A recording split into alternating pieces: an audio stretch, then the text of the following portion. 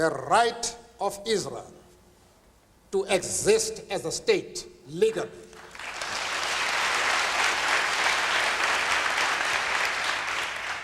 The Gaza Strip, the Golan Heights, and the West Bank, those territories should be returned to the Arab people.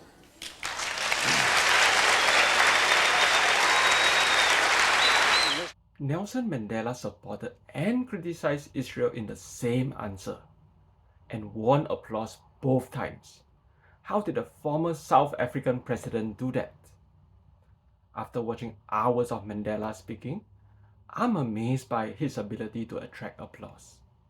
I've identified 3 tactics. One of them is to say things that seem principled, strong, and unambiguous.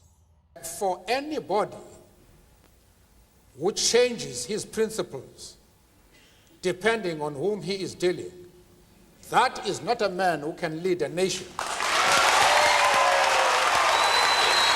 But does Nelson Mandela win applause simply because he's Nelson Mandela? Nope. The audience didn't applaud Mandela when he said this. The actual process of learning must take place in the schools. But they applauded Mandela when he said this. All students must return to school and learn.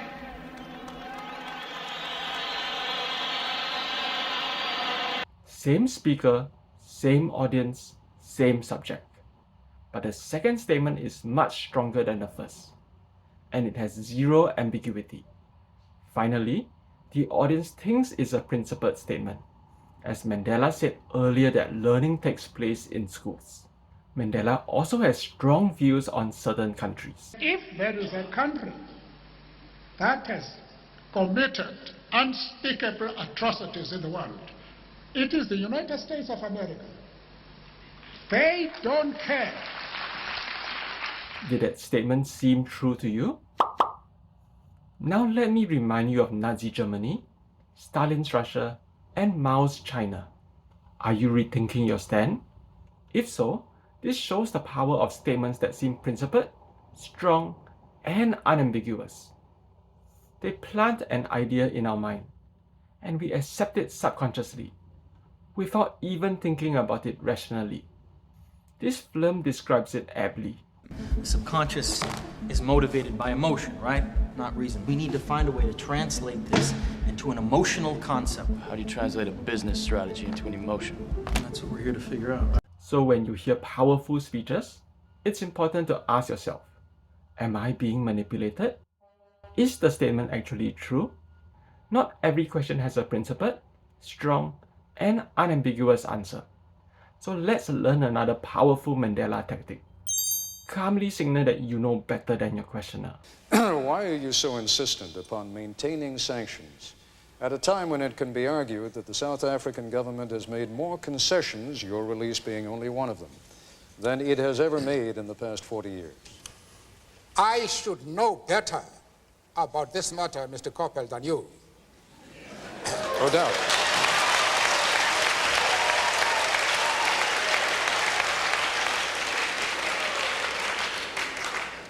After all, it is the ANC, not the government, that is responsible for the present talks.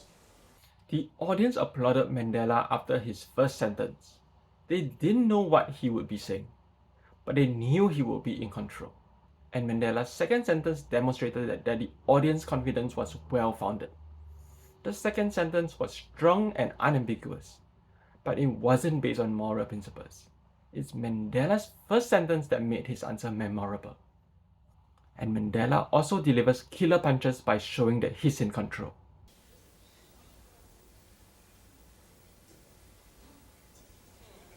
I don't know if I have paralyzed you. No.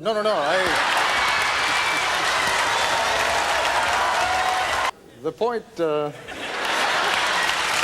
Even the handshake was offered from a position of strength. You can also concisely point out the questioner's errors in reasoning. One of the mistakes which some political analysts make is to think that their enemies should be our enemies. calmly signaling he knows better is an extremely powerful tactic. Let's see what happens when Mandela combines this tactic with another favorite tactic of his: engaging the questioner with empathy. Or should I put it more succinctly? Will your economy be based on the Marxist system, socialism, or capitalism, or both? I knew that was the question you wanted to ask. Mandela's first sentence indicates that his thought about the issue on the questioner's mind. More than that, it signals an intention to provide a thoughtful and comprehensive response. One big way to engage with empathy is to speak the questioner's language. What do I mean? Let's look at a discussion between a BBC reporter and Tharman Shanmugaratnam, who was then Singapore's Deputy Prime Minister. A slightly different response to the exact same question got very different results. Do you believe in the concept of a safety net? So we believe in a concept of support for you taking up opportunities. No applause this time, but the BBC reporter repeats his question. I believe in the sometimes simplicity of yes or no answers. What about this idea of a safety net? Do you believe, does Singapore believe in the notion of a safety net for those who fall between the cracks of a successful economy? I believe in the notion of a trampoline.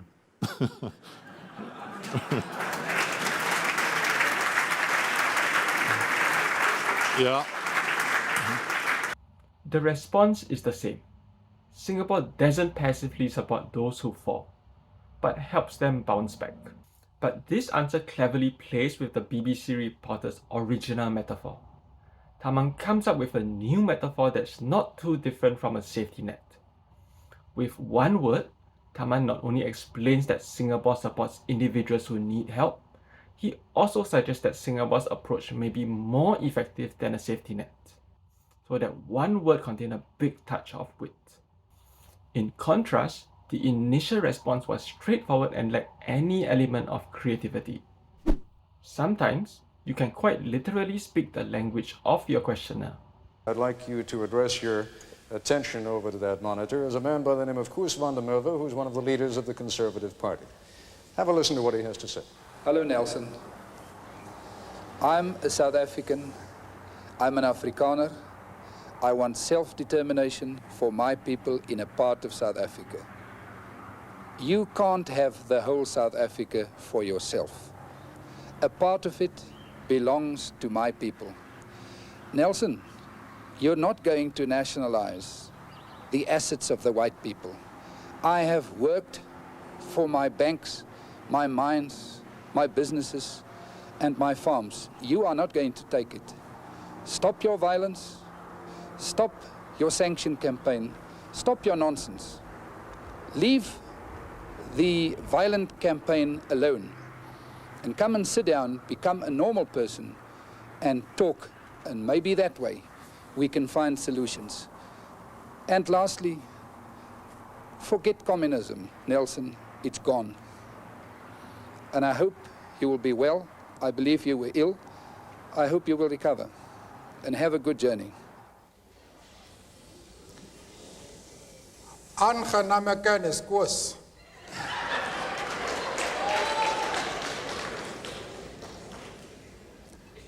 Ek hoop van harte dat eendag ek die geleentheid sal kry om met u te gesels.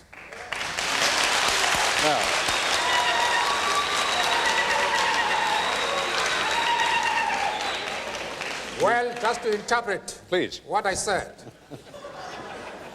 I just wanted to demonstrate that I am bilingual.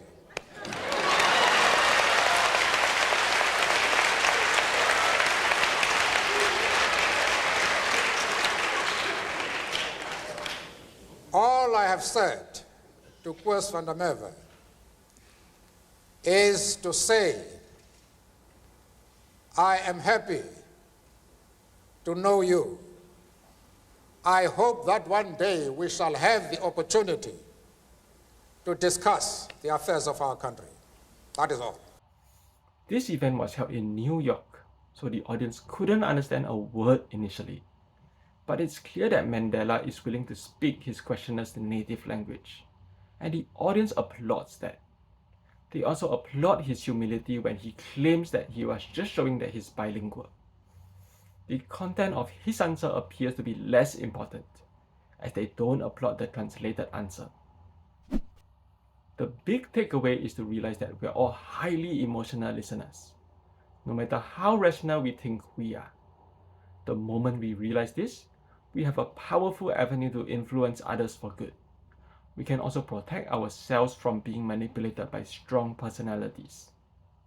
If you want to learn more public speaking skills, check out the video I made of Singapore's founding father Lee Kuan Yew. He uses metaphors to create powerful imagery that's unforgettable. Thanks for watching this video.